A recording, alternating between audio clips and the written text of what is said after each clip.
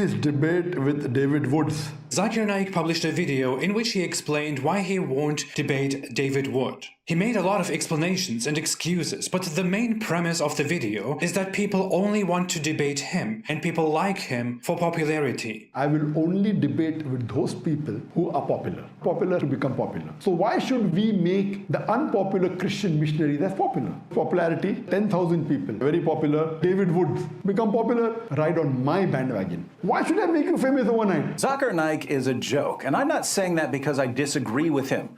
I'm saying it because he's a complete joke. Let me give you 3 quick reasons.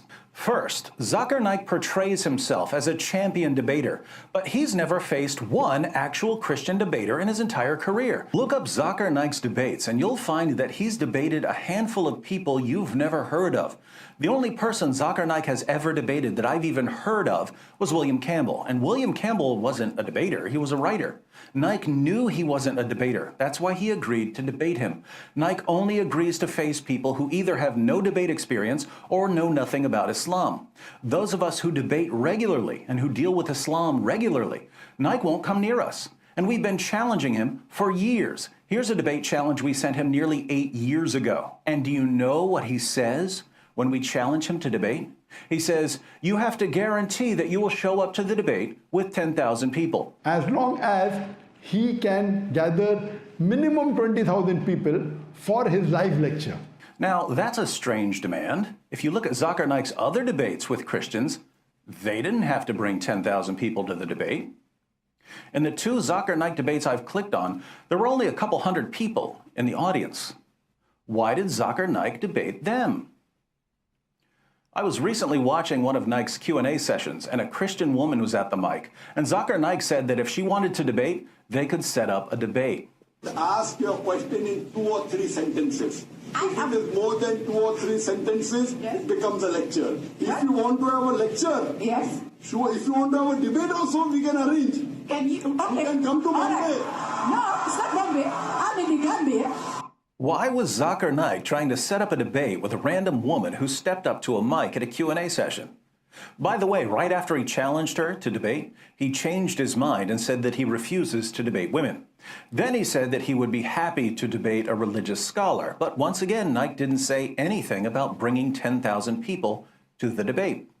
Why does Zakir Naik's 10,000 people rule only come into play when he's challenged by people who debate regularly? If some local pastor no one's ever heard of agrees to face him, suddenly Naik is ready to debate, even if the pastor shows up with no one. This is the age of the internet.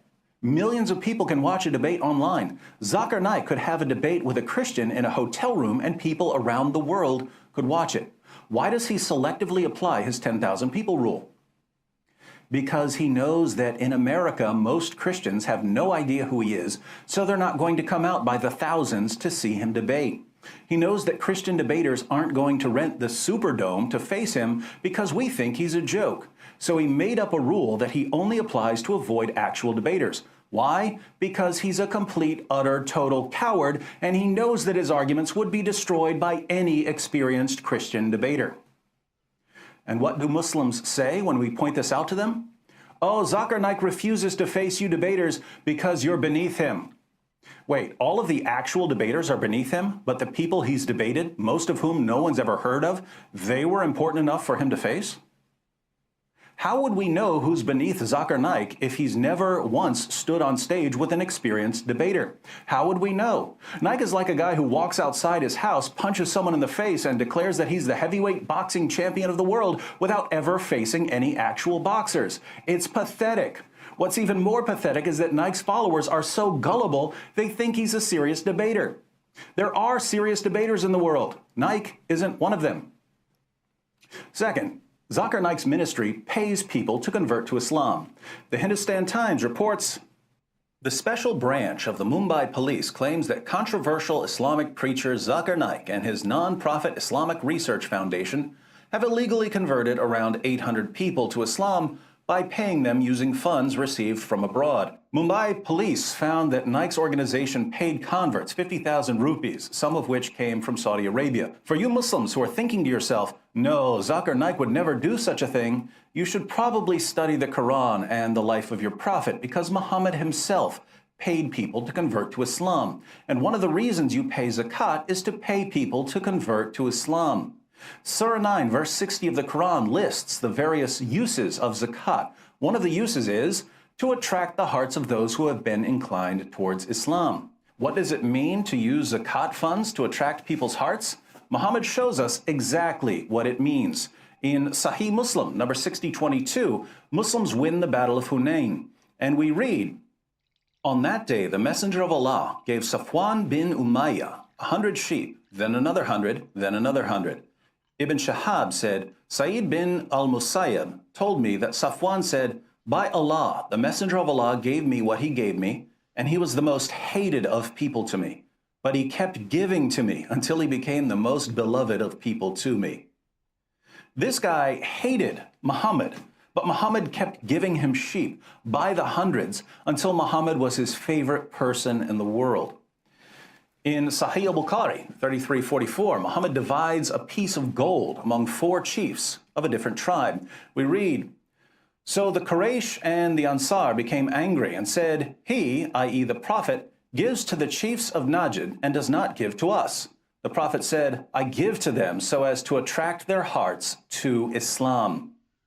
He was giving them gold to attract their hearts to Islam. Nearly 14 centuries later, Zakir Naik is doing the same thing. Muslims should be proud of Naik for imitating his prophet by bribing people to convert when his arguments fail miserably.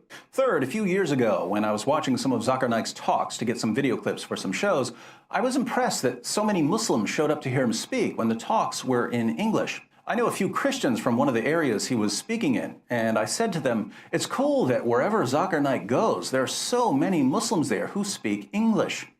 They said, oh, lots of the Muslims who show up don't speak English. I said, why do they show up? Just to be close to Naik? They said, no, the Muslim leaders bring them in to cheer. They tell the Muslims who don't speak English to cheer loudly whenever they hear other Muslims cheering. Now think about this.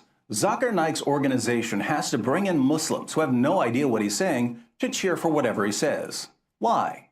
Because they understand that many Muslims and even some non-Muslims don't know enough about what he's saying to know if his arguments are good or bad. But if enough people are cheering for what he says, gullible audience members will assume that he must be right.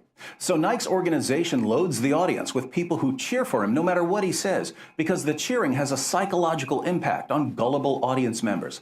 This is the Islamic version of a laugh track for a comedian who isn't funny.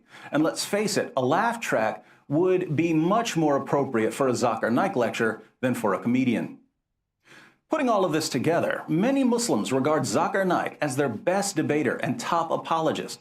Who is Zakir Naik? He's someone who pretends to be a champion debater even though he's a complete coward who instantly backs down from every single experienced Christian debater who challenges him. He's someone who pays people to convert to Islam just as his prophet paid people to convert to Islam. And he has to bring in cheerleaders to tell his fans when to cheer even though they have no clue what he's saying, all so he can trick ignorant, naive, easily manipulated audience members into thinking that he's presented a serious case for Islam. Zakir Naik is a joke. He's always been a joke. He'll always be a joke. If this is, as many Muslims claim, the best apologist Islam has to offer out of 1.6 billion Muslims in the world, what does this tell us about Islam?